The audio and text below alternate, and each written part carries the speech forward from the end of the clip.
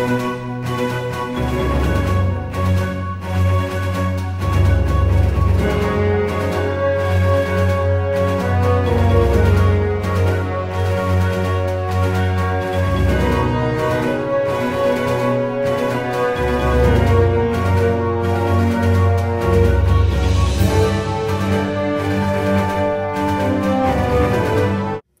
did big business in the Gilded Age bring the U.S. world power? Between 1869 and 1910, manufacturing rose from 3 billion to 13 billion due to more products being produced because of the Gilded Age and more technology being made. Due to the rise of manufacturing, they produced 68,000 tons of steel in 1870 and 4.2 million tons in 1890 due to better technology and better machines that they were able to produce more.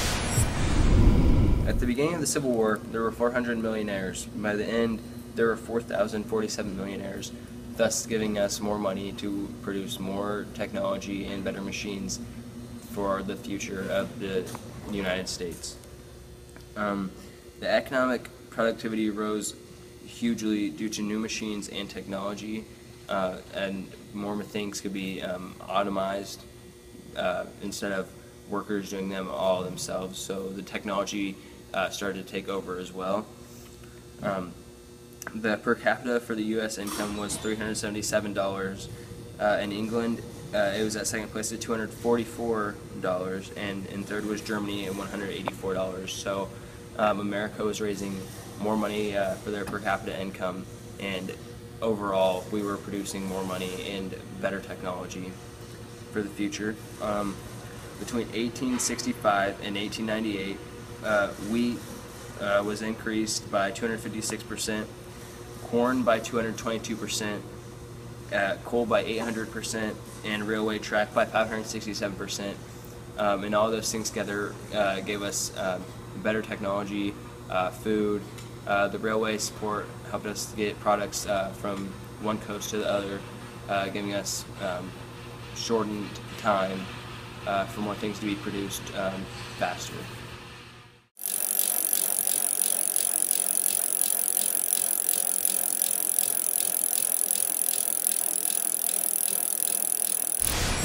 What is the Bessemer process? The Bessemer process was the first inexpensive industrial process for the mass production of steel. They used molten iron. The oxidation also raises the temperature of the iron to keep it molten.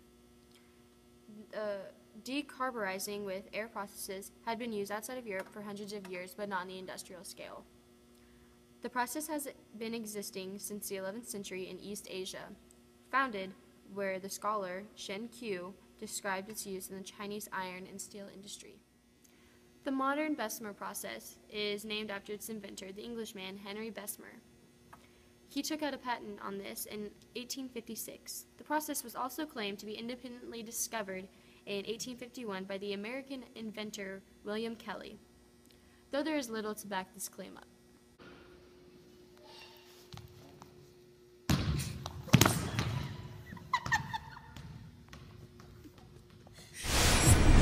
What is philanthropy, and how did it affect big business? Philanthropy means love of humanity, in the sense of caring, nourishing, developing, and enhancing what it is to be human.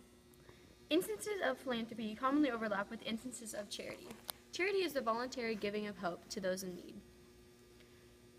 The difference commonly cited is that charity relieves the pains of social problems, whereas philanthropy attempts to solve those problems instead. A person who practices philanthropy is often called a philanthropist. Instances of philanthropy commonly overlap with the instances of charity. Charity is the voluntary...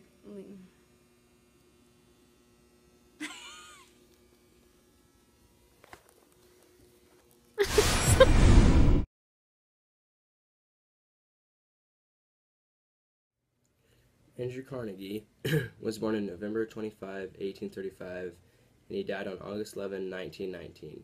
He was a Scottish-American industrialist who led the enormous expansion of the American steel industry in the late 19th century. He was born in Dunfermline, Scotland, and he immigrated to the United States with his very poor parents in 1848.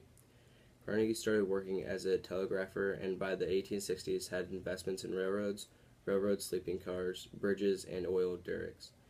He accumulated further wealth as a bond salesman raising money for American enterprise in Europe. He built Pittsburgh's Carnegie Steel Company, which he sold to J.P. Morgan in 1901 for $480 million. In today's money, that would be $309 billion. He created the U.S. Steel Corporation as well. Carnegie devoted the remainder of his life to large-scale philanthropy with special emphasis on local libraries, world peace, education, and scientific research. With the fortune he made from business, he built Carnegie Hall and he founded Carnegie Corporation of New York, Carnegie Endowment for International Peace, Carnegie Institution for Science, Carnegie Trust for the University of Scotland, Carnegie Hero Fund, and Carnegie Mellon University, as well as the Carnegie Museums of Pittsburgh. He controlled the most extensive integrated iron and steel operations ever owned by an individual in the United States. One of his two great innovations was in the cheap and efficient mass production of steel by adopting and adapting the Bessemer process for steelmaking. Henry Bessemer had invented the furnace which allowed the high carbon content of pig iron to be burnt away in a controlled and rapid way. The steel price dropped as a direct result, and Bessemer steel was rapidly adopted for railway lines and girders for buildings and bridges. The second was in his vertical integration of all suppliers of raw materials. In the late 1880s, Carnegie Steel was the largest manufacturer of pig iron, steel rails, and coke in the world, with a capacity to produce approximately 2,000 tons of pig metal per day.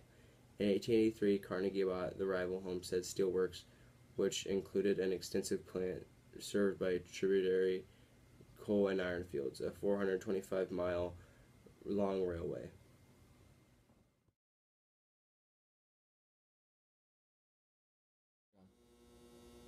You're supposed to count down from 3 to 1. Stop! Stop! Bailey. No.